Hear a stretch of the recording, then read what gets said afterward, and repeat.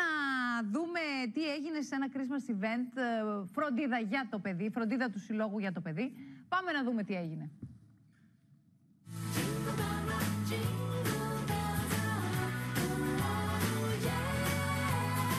Είμαστε πάντα παρόντες για τα παιδάκια, για τα άρρωστα και τα άπορα παιδάκια.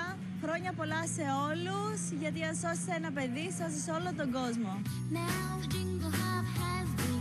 Φροντίδα για το παιδί, 10 χρόνια εθελοντικής φιλανθρωπικής προσφοράς. Να είναι καλά, μπράβο τους.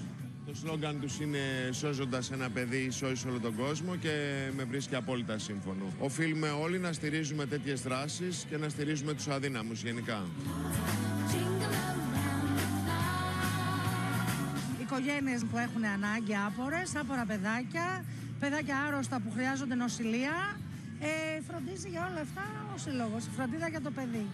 Είναι ωραίο να γίνονται τέτοιες κινήσεις, είναι ωραίο ότι μπορεί ο καθένας με όποιο τρόπο μπορεί και όπως μπορεί, και ειδικά όταν πρόκειται για παιδιά, και θα συγκινηθώ τώρα για τα παιδιά. Είναι η ζωή μας, είναι η χαρά μας, είναι το μέλλον μας. Όλοι προσπαθούμε να μείνουμε παιδιά με κάποιο τρόπο για να έχουμε την αγνότητα και το όνειρο, να μην σβήσει ποτέ, και την ελπίδα ότι αυτός ο κόσμος ίσως μία μέρα γίνει καλύτερος. Ειδικά λοιπόν όταν πρόκειται για παιδιά, πρέπει όπως μπορούμε με όλες μας τις δυνάμεις να είμαστε και να στηρίζουμε και να βοηθάμε. Είμαστε εδώ για να στηρίξουμε το Σύλλογο Φροντίδα για το Παιδί, ένα σύλλογος που είναι ενεργός εδώ και 10 χρόνια, φροντίζει τα άπορα και άρρωστα παιδιά της Θεσσαλονίκης, προσφέροντας φαρμακευτική περίθαλψη και πάρα πολλά άλλα και τρόφιμα κτλ.